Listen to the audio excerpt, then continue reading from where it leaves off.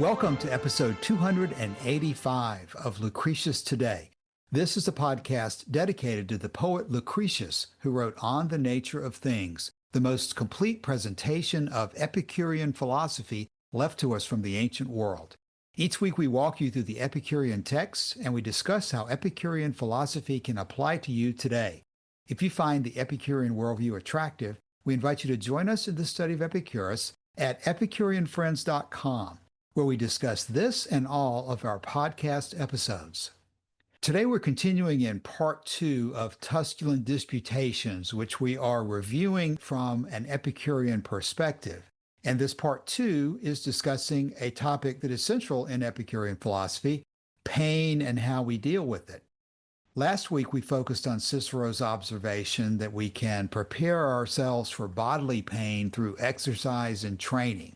And in that section, Cicero did not explicitly set out Epicurus as an opponent. And as we talked about it last week, exercise, training, practice are things which anyone, and Epicurean included, could pick up on as a means of dealing with pain.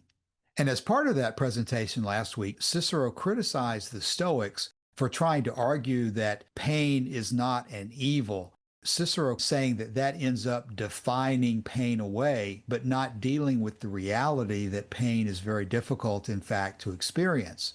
This week, Cicero is going to tell us that he's going to leave that argument to the Stoics, whether pain is evil or not, and he's going to proceed to talk about his own opinions on how to deal with bodily pain, whether you're a soldier or a philosopher or anyone else. We'll be picking up today with Section 18, and we'll see that Cicero focuses his attack very quickly on Epicurus, particularly Principal Doctrine number 4. And that'll give us a good opportunity to review that doctrine and discuss it more closely. One thing before we get started that I'd like to note is that as we come near the end of Section 2 of Tusculan Disputations, I see that many translators, when they add section headings to the text, will call Section 2 on bearing pain and Section 3 on bearing grief. But I think what we're finding as we're going through here that when Cicero talks about pain, he's talking mostly about bodily pain. When Epicurus talks about pain, he can be talking about mental pain or bodily pain. And so when we get to the next section and these translators call it on bearing grief, it's really grief of mind or mental pain. So the section we're finishing has been focused on how to deal with bodily pain. And then when we get to Section 3, we'll move into dealing with mental pain, mental anxiety, mental grief. But where we are today is Section 18. So Joshua, if you could start us off today either with any comment you have or just start with Section 18 of Part 2 of Tusculan Disputations. I will just echo and amplify what you've said about Cicero and this difference between pain and pleasure in the body and pain and pleasure in the mind. Plutarch, in Adversus Collodum, criticizing the Epicureans, he says they decant. Notice the way in which they decant pleasure from the body and then into the mind, and then from the mind into the body, and so on. That in defining the highest good or the proper end of life, the Epicureans are trying to avoid being pinned down on this question, because that subjects them to scrutiny. So, in other words, we would say moving the goalposts or shifting the ground under their feet so as to avoid his criticisms. I don't think he has much of a leg to stand on there because Epicurus is very clear that pleasure is both bodily and mental. And when you are not experiencing any pain, that too is a bodily and mental experience. But that's something we can watch for going forward. Joshua, let me add to that before you start reading. I think that continues to be a big issue, whether it's Cicero who's planted it in everyone's mind or just however it has come down to us through history. When people hear about Epicurus for the first time and they hear pain or pleasure, they think immediately this question of bodily pain or bodily pleasure. And again, whether Cicero has created the issue or whether it's always inherently been there from all the different attacks that have been made against Epicurus, that's something people always have to keep in mind. That Epicurus is by no means saying that bodily pain or bodily pleasure is what he's totally focused on to the exclusion of mental pleasures and pain. In fact, we know from Torquatus that he specifically says that mental pleasures and pain can be much more significant to us than bodily pleasures and pains. So we always have to keep that distinction in mind and not fall into this trap that Cicero has either set or has either fallen into himself of thinking all we're talking about is cake and ice cream, sex, drugs, and rock and roll, all those different physical pleasures that we sometimes think are all there is to pleasure. But of course, that is not all there is to pleasure. That's not all there is to pain. As Torquatus says, if you think that you're going to be burning in hell for an eternity because of the bad things you do, that is a type of mental pain that is so penetrating with some people, at the very least, that they just can't get over that. The idea that they will burn in hell for eternity colors and determines everything they do and everything they think.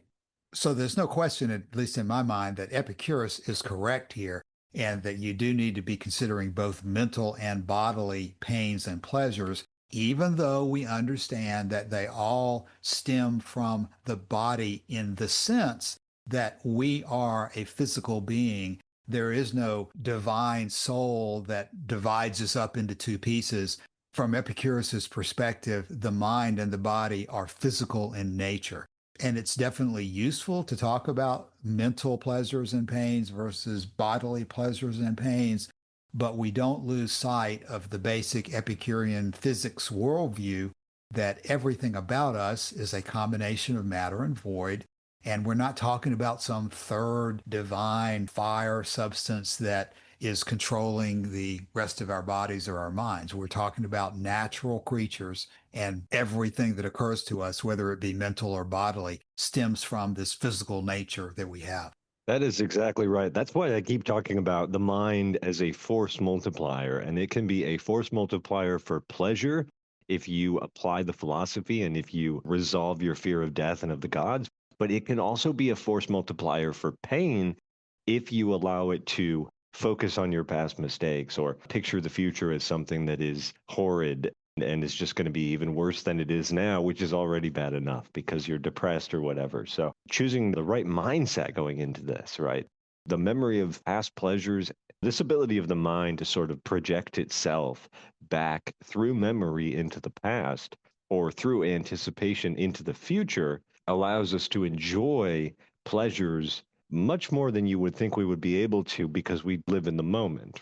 But the same is true for pain. If you allow yourself to wallow in that way or to focus only on the bad things, the mind can be a force multiplier for pain as well, which I think is why it was so important for Epicurus to bring the message that he was bringing, which is that death is not an evil, because this is one of the great looming problems that every human being experiences, is this knowledge that death is coming, and it's coming quicker than maybe we would like.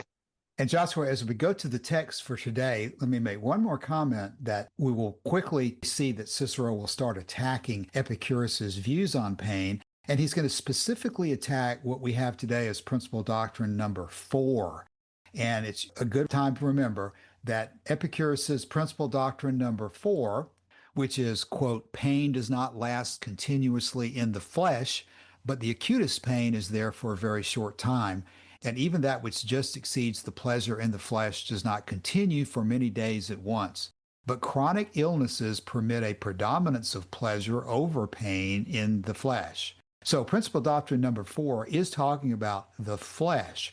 And so it is appropriate for Cicero to be looking at this part of Epicurus's doctrines and talking about it as he's going to do.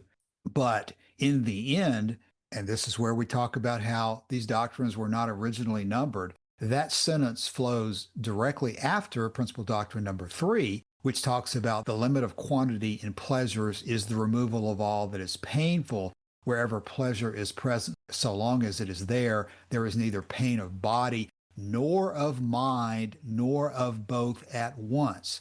So we've set the context earlier in the principal doctrines that when we're talking about pleasures and pains, we understand that there are both pleasures and pains of the body and of the mind. And of course, as we've talked about many times, as on the last days of Epicurus, you can savor the pleasures of the mind as something that offsets the current existing pains of the body. So Epicurus is not limiting his philosophy, as we sometimes think the Cyrenaics may have been doing, to bodily pains and pleasures. We'll see that as we get into the discussion today. So, whenever you're ready, Joshua, our next section is 18. I have now said enough about the effects of exercise, custom, and careful meditation. Proceed we now to consider the force of reason, unless you have something to reply to what has been said. That I should interrupt you by no means, for your discourse has brought me over to your opinion.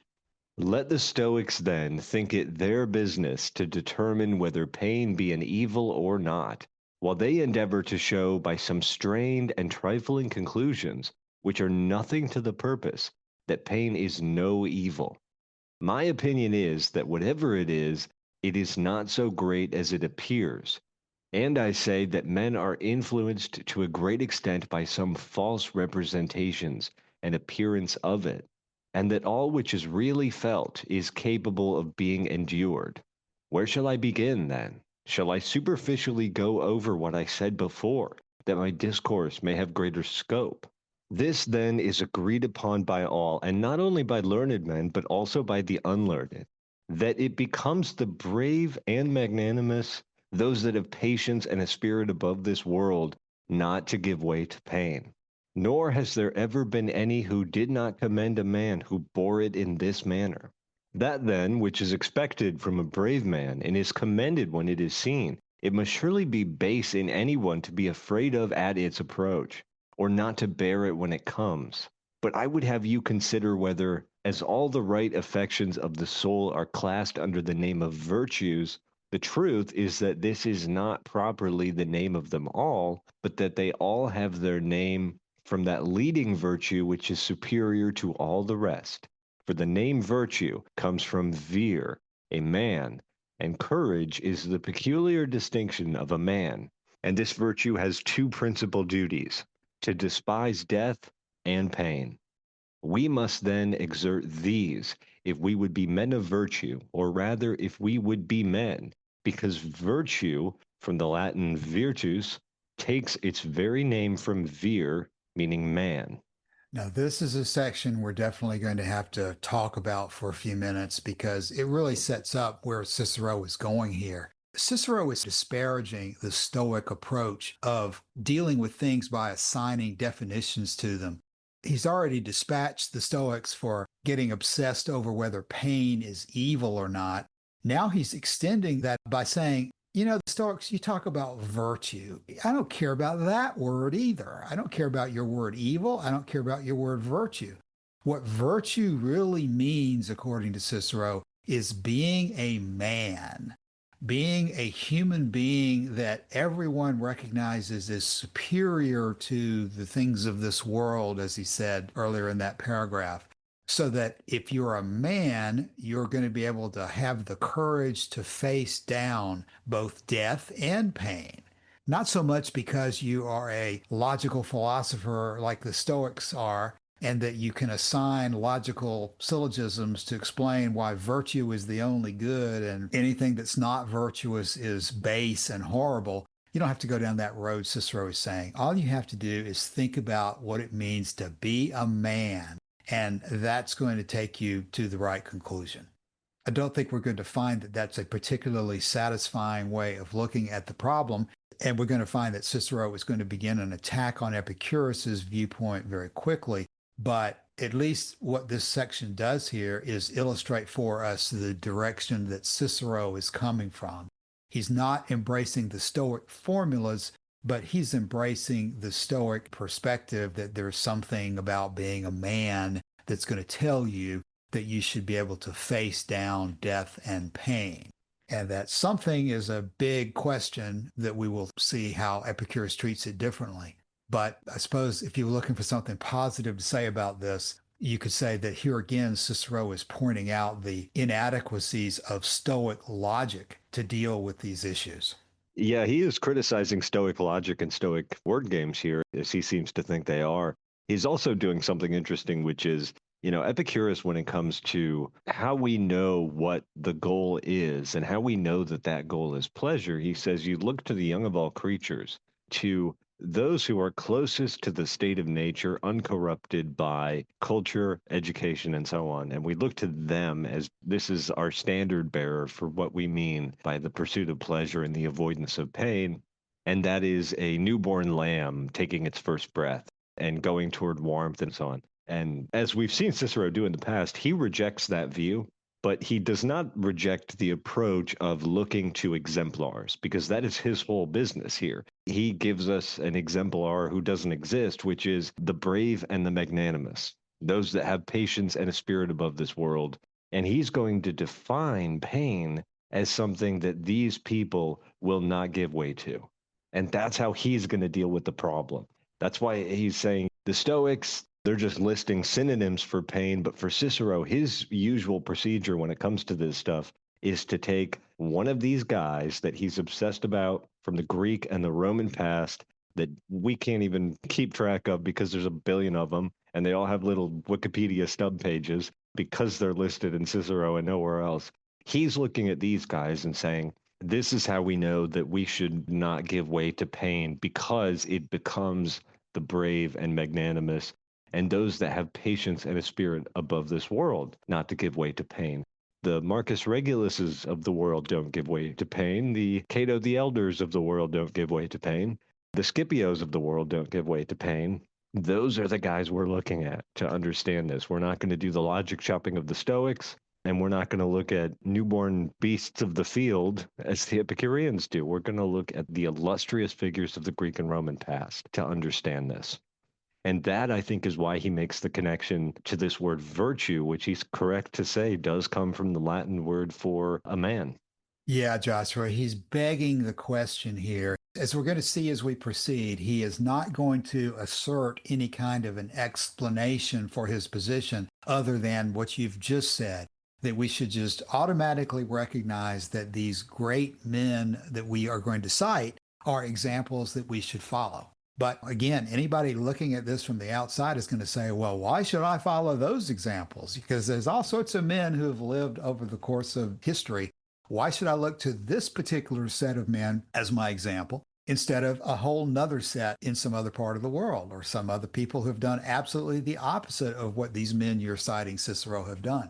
So we're again going to have this appeal to emotion from Cicero as he proceeds into section 19 and takes up what Epicurus has offered to us in Principal Doctrine 4 as a reasonable direction from which to analyze the problem of pain in the first place. And he makes a good pun on the name of Epicurus, by the way, here in the first two sentences. The name of Epicurus literally means helper. So in section 19, it reads this way. He says, "You may inquire perhaps how, and such an inquiry is not amiss, for philosophy is ready with her assistance. Epicurus offers himself to you, a man far from a bad, or I should rather say a very good man. He advises no more than he knows. Despise pain, says he. Who is it saith this? Is it the same man who calls pain the greatest of all evils? It is not indeed very consistent in him. Let us hear what he says. Quote, if the pain is excessive, it must needs be short. End quote. I must have that over again, for I do not apprehend what you mean exactly by excessive or by short. That is excessive, than which nothing can be greater. That is short, than which nothing is shorter. I do not regard the greatness of any pain, from which, by reason of the shortness of its continuance, I shall be delivered almost before it reaches me. But if the pain be as great as that of Philoctetes, it will appear great indeed to me, but yet not the greatest that I am capable of bearing. For the pain is confined to my foot, but my eye may pain me. I may have a pain in the head, or sides, or lungs, or in every part of me. It is far then from being excessive. Therefore, says he, pain of a long continuance has more pleasure in it than uneasiness. Now, I cannot bring myself to say so great a man talks nonsense, but I imagine he is laughing at us. My opinion is that the greatest pain, I say the greatest, though it may be 10 atoms less than another, is not therefore short because acute. I could name to you a great many good men who have been tormented many years with the acutest pains of the gout, But this cautious man doth not determine the measure of that greatness, or of duration, so as to enable us to know what he calls excessive with regard to pain, or short with respect to its continuance.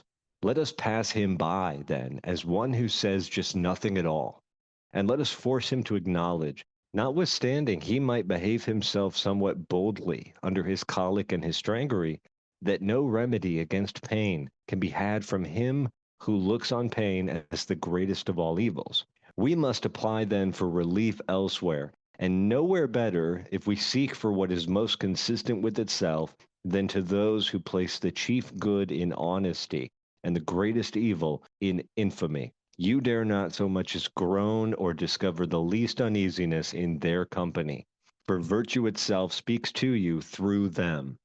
Thank you for reading that, Joshua. We could almost have devoted the entire episode or a series of episodes to this one passage because it gives us in pretty clear and focused form an attack on Epicurus' Principal Doctrine number 4 that most of us can say is one of the doctrines that is the most difficult to accept, as written at least. And we have to think about what Epicurus meant when he wrote it, what's behind it. And Cicero is setting it up for us here to talk about.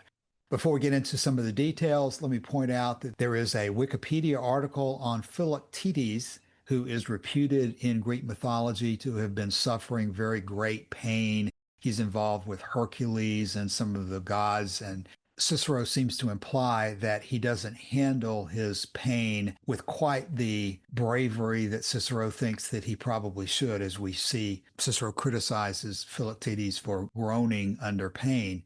And as he closes this paragraph, he makes the comment that you dare not so much as groan or discover the least uneasiness in the company of these people through whom virtue speaks.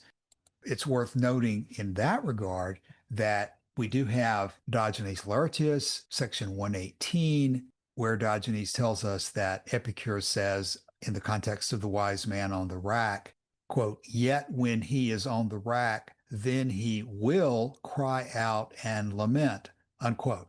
So there's probably other documentation for that position as well.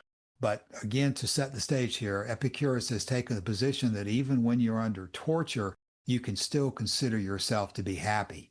But as a fact for us to put into the mix here, Epicurus is saying, if Diogenes is correct, that you can be on the rack, you can be happy, but that doesn't mean you're not going to cry out in pain when you're being tortured. So that's an interesting juxtaposition here that Cicero is focusing on not crying out in any circumstances. And that seems to be a significant difference with Epicurus, that he's willing to cry out when he's under extreme pain, but that does not prevent him from considering himself to be happy. There's all sorts of ways we can take that as we get further into the text here. Cicero himself admits that sometimes verbalizing your pain can be actually helpful in dealing with it. But that's a more practical side of things that we haven't gotten to yet, because we first have to deal with the generality of Cicero's attack on Principal Doctrine 4. And almost in the same way that Cicero has attacked the Stoics for their wording about evil and virtue, it appears that what Cicero wants to start out his attack against Epicurus on is to say that, well, Epicurus, your statement makes no sense because you haven't defined excessive or short in terms of pain. Cicero admits that he himself doesn't regard the greatness of any pain which is extremely short and from which he is delivered almost before it reaches him. But Cicero explains that if you're not going to be clear about what is excessive, and if you're not going to be clear about what is short, then we should just pass Epicurus by as one who says nothing. And we should go elsewhere to those who want to talk about virtue. So what we will need to do here in terms of explaining Epicurus is to deal with Cicero's criticism that, well, Epicurus, you're not being very precise about your wording, so therefore I'm just going to ignore you. And let's talk about what Epicurus actually was saying and how what he said makes sense. Again, we are talking about Principal Doctrine number 4, quote, "Pain does not last continuously in the flesh, but the acutest pain is there for a very short time. And even that which just exceeds the pleasure in the flesh does not continue for many days at once. But chronic illnesses permit a predominance of pleasure over pain in the flesh. And of course, Cicero knows many men whose pain has lasted for a very long period of time. And certainly this Principal Doctrine 4 regularly gets singled out as a position in which Epicurus is particularly vulnerable. But of course, there's always many levels to what Epicurus is saying. And this statement comes in the context of all of the initial, very pithy renderings of Epicurus's positions in the first four principal doctrines. He's dispatched the entire subject of gods in Principal Doctrine number 1 in basically 2 sentences. He's dispatched the question of death in basically 1 sentence. He's dispatched the argument against pleasures not being possible to be the greatest good because there's no limit to them. He's dispatched that in 2 sentences in Principal Doctrine number 3. So parallel with the other initial principal doctrines, you would expect that Epicurus is distilling the essence of the question in a very short presentation that has to be expanded. The essence, I would say, of what Epicurus is dispatching in Principal Doctrine number 4, Epicurus is not attempting to be a medical doctor telling you that when you get struck by an arrow in your heel, this is the prescription to take for it. He's taking a very general view of the question of pain and stating that contrary to what those who advocate supernatural religion and idealistic philosophy may imply to you, contrary to what the poets are going to tell you, contrary to these ideas that you should live your life scared of eternal flames and eternal punishment and torments from which there is no relief, there is relief from pain in that there is a limit to pain just as there is a limit to pleasure. Acute pains cannot torment you forever because chronic illnesses either permit a predominance of pleasure over pain in the flesh, as in Epicurus's last days, or, as is also implied in Epicurus's final days, if your pain is so acute and so continuous and so without hope of respite, there is always death as escape from that pain. As Torquatus says, you can leave the stage when the play ceases to please you. As Epicurus himself, we've talked about this a number of times, Diogenes Laertius records that Epicurus drank unmixed wine and went into a warm bath.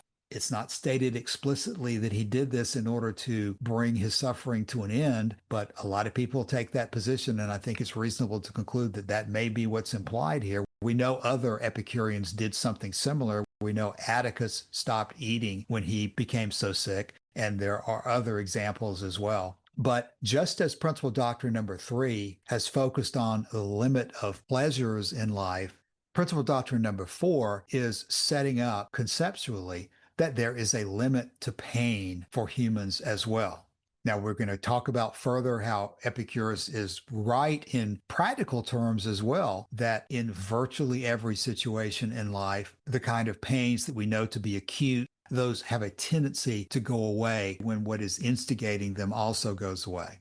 We also know that people who have chronic illnesses in many instances are able to live with those pains despite the fact that they don't go away.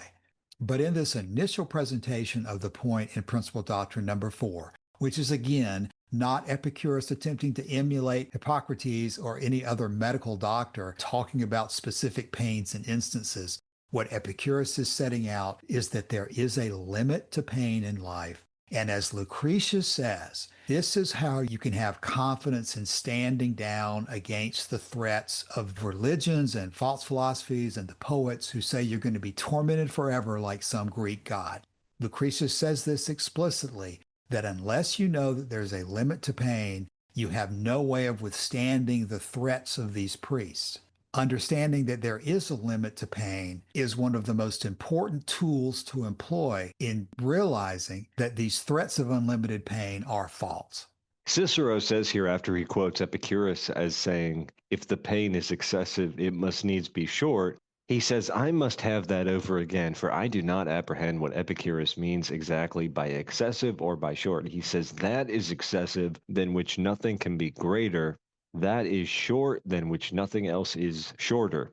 Now, I hate to ride to Cicero's aid here, but unfortunately, he is totally right about this. It sounds wrong in English, the way he said it, but with the Greek words that Epicurus is using, those are the meaning, or at least for the word he uses for short or the shortest. The word that Epicurus uses for short there is elakiston, and the word that he uses for long or excessive is pleonazon or something like that. And while pleonazon is certainly related to the word for like a plenum, like an area totally filled up with body, as used in the arguments of Aristotle to say that there is no vacuum in nature and so on, the word he uses for shortest is certainly very closely related to the superlative degree of that word, and may be the superlative degree of that word with a slightly different twist or case put on it. I'm certainly no expert in Greek, but he seems to be right about what he's saying here, that the words that Epicurus is using to mean excessive and short are superlatives. They do go directly to the extremes,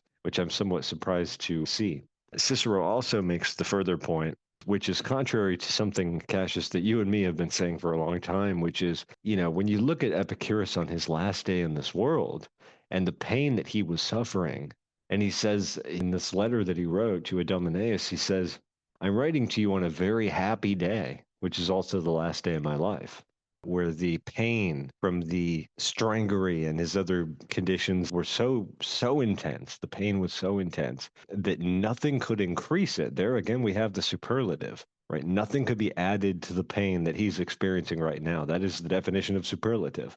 But because the mind acts as a kind of force multiplier for pleasure, if you use it correctly, he says, I set over and above it all the pleasure of the memory of our past friendship. It's because the mind can project itself back and forward into memory and hope and so on that we are able to do this, that we are able to set pleasure over and against pain, even over and against pain that cannot be increased, as he seems to be saying is the kind of pain that he's feeling at that moment. We also have to allow for hyperbole here. I don't think there's anything wrong with that either. But Cicero is fundamentally right about the use of the two words that he's complaining about there. So we pick up Cicero on a lot of stuff, and I do want to give him credit where it's appropriate. Yeah, Joshua, Cicero's a smart guy and he's a smart lawyer, and he's going to come up with arguments that make sense on their face, superficially at least, in order to persuade his people that Epicurus needs to be just thrown out of court on this particular issue. So that's where, again, I would go back to what I said a few minutes ago, and this time let me actually cite the specific statement of Lucretius. But I would say at this moment, the best way to diagnose Cicero's misdirection and realize that it has no force and effect against Epicurus is that Cicero is attempting to say, oh my gosh, I know all sorts of intense pains that don't go away immediately. I know all sorts of people who are tormented by things like gout. And it's just pitiful how they live for years dealing with these intense pains. And so, Epicurus, you're just absolutely full of junk when you say that pains are generally short if strong and manageable if they're long. I don't want to go to you, Epicurus, as a doctor because you're absolutely unrealistic in your prescription for the way things really are. My response to that is that Cicero is taking Epicurus's statements and applying them in a context which Epicurus does not intend. Epicurus is not the type of person who's going to walk up to some person who's suffering in pain and say, you can ignore that pain because you can offset pleasure against it and it's nothing. If you'll just think about it properly, you'll see that your pain will just disappear. Well, your pain does not disappear, and Epicurus knows that your pain does not disappear. And Epicurus says that when you're in pain, it's nothing wrong with crying out about it, because that's not what Epicurus is doing here, is setting himself up as a doctor. Epicurus is a philosopher, and he is dealing with the fundamental root issues of philosophy that are at the source of all of our problems. It does not get rid of pain to say that you can still consider yourself to be happy even when you are in pain, but it gives you a way of understanding that your life is worthwhile and your life should continue as long as you possibly can, that prevents you from just losing hope and losing all connection with reality. Epicurus is diagnosing where all of these other philosophers have gone wrong. And again, here's the context. This is Principal Doctrine 4, right up there in the heart of where he has distilled the most important aspects of nature and the way the universe works. He's told you there are no supernatural gods. He's told you there is no life after death. He's also told you that pleasure has a limit. And the reason he's telling you pleasure has a limit is because Plato and these other jokers say that it doesn't. And that's why you can't go by pleasure, you have to go by virtue. So he's told you pleasure has a limit. And now in Principal Doctrine number 4, he has told you that pain has a limit. Cassius, some people are going to say, where are you getting this from? Where has anybody else said anything remotely like this? And I point you to the very beginning of Lucretius on the nature of things. Go to section 102 of that. Let me first read you the Cyril Bailey version of it at line 102. This is Lucretius to Memmius, who he's attempting to persuade of the truth of Epicurean philosophy. He says to Memmius, quote, "You yourself, sometimes vanquished by the fearsome threats of the seer's sayings, will seek to desert from us. Nay, indeed, many a dream may they even now conjure up before you, which might avail to overthrow your schemes of life and confound in fear all your fortunes." And here's the explanation. Here's why this is so important and why it ranks up there within the first 4 doctrines. Lucretius says, quote, "And justly so, for if men could see that there is a fixed limit to their sorrows, then with some reason they might have the strength to stand against the scruples of religion and the threats of seers. As it is, there's no means, no power to withstand, since everlasting is the punishment they must fear in death. For they know not the nature of the soul, whether it is born and finds its way into them at birth, or whether it is torn apart by death and perishes with us." And then he goes on and talks about the issues of death. But what he said here is that the limit to your sorrows, the limit to your pain, is an absolutely necessary understanding that you're going to have if you're going to stand up to the false claims of supernatural religions and false philosophies. And that is what Principal Doctrine number 4 gives to us. It affirms that there is, in fact, a fixed limit to pain. In most cases, it's going to be manageable and endurable.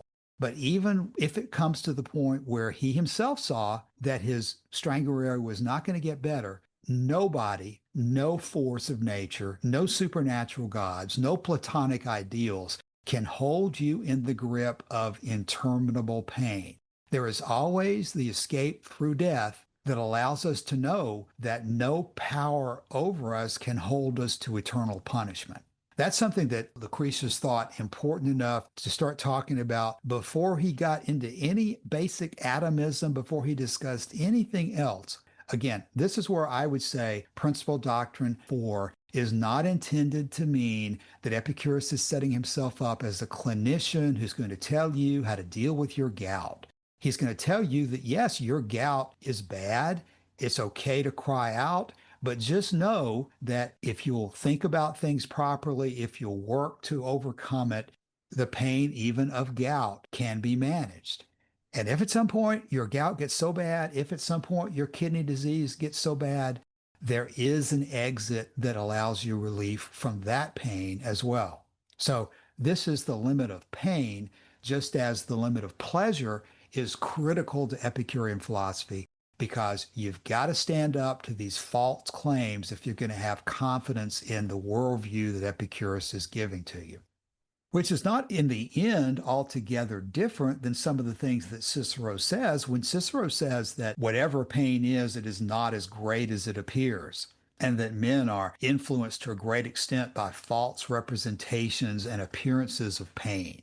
That's true from Epicurus's point of view as well, because pain is not as great as it appears. Pain can be managed, and it's not capable of holding you in its grip forever and without relief, because relief is always possible, most of the time in practical terms, through removing yourself from the problem, curing the disease, finding analgesics to lower the pain. There's always either ways to manage the pain or to escape from it. And that is why pain is not nearly so great a threat to us as it appears.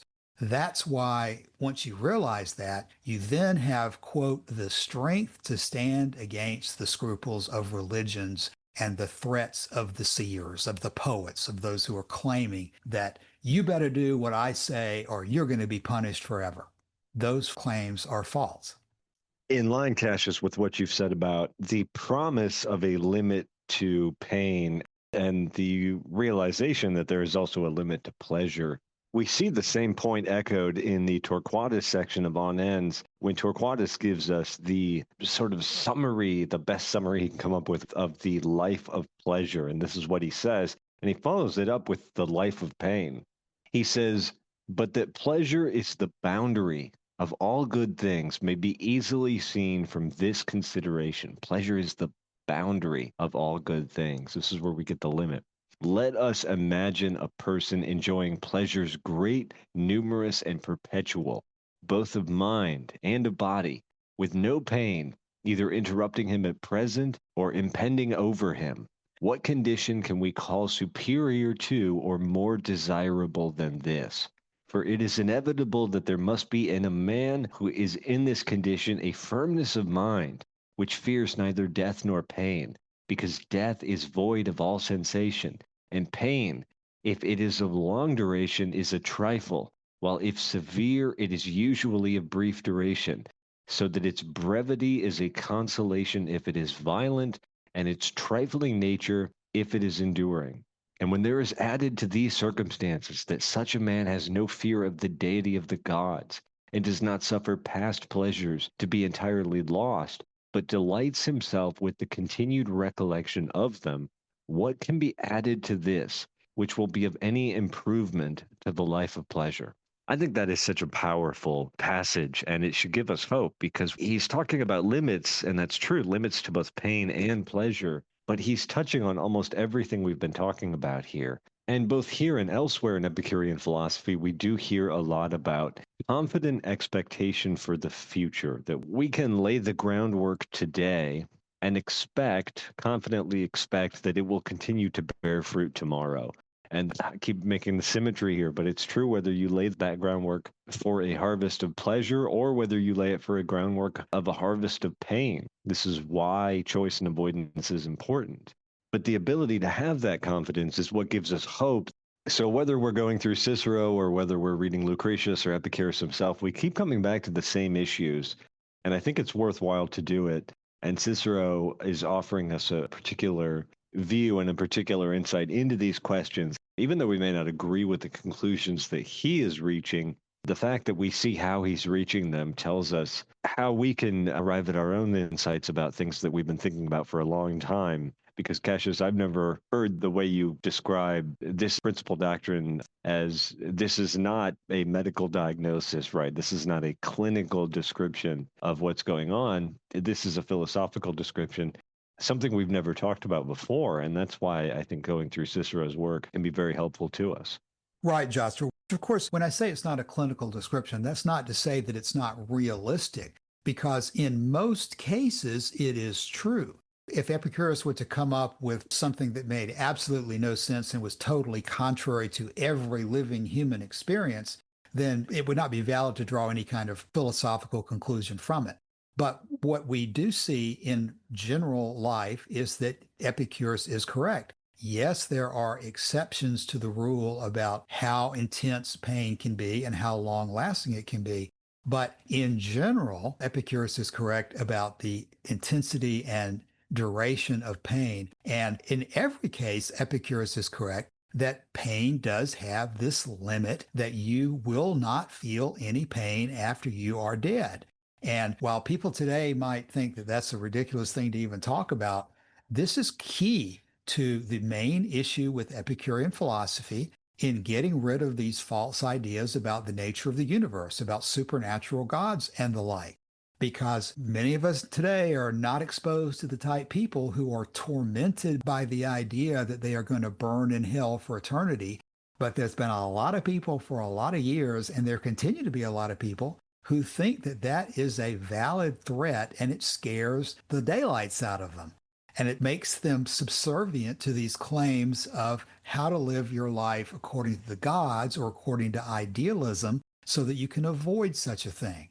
So definitely there are many aspects of diagnosing individuals' pains, individual conditions. I don't think anybody who's got a halfway sympathetic viewpoint about Epicurus is going to think that Epicurus is the callous type who is going to walk up to somebody who's got a terrible condition, terrible disease, terrible injury, and say, don't worry about your pain because your pain will be short and endurable. And if it is intense, then you can get rid of it because you can die. He's not going to walk up to somebody and say, this is the prescription for how you get through this moment and how you deal with this intensity of pain. He may, in fact, tell you that once you go to the dentist, your pain will be gone. He may, in fact, tell you that there are all sorts of ways to distract your mind from an individual pain at a particular moment. But a person as reasonable, as sympathetic, as compassionate as Epicurus is not going to be doing the kind of things that we ourselves realize makes no sense. Epicurus is going to be doing exactly what Lucretius points out at the beginning of his poem. He's going to be telling people that this is a world in which you can expect to live happily. Again, when you've cited, Joshua, this section from Torquatus about the best life of the man who is going to have confidence that his pleasures will continue and that he will not be overcome by unendurable pain. This is the prescription for confident, happy living. And it is much more reasonable, much more persuasive, much more connected with reality than anything that the Stoics or the academic skeptics or Cicero or any of his friends have to say, because it's grounded in a realistic view of the nature of the world. Okay, with that, let's bring today's episode to a conclusion. As always, we invite you to drop by the forum. Let us know if you have any thoughts or comments about this episode. We'll be back again to continue this next week. See you then. Bye.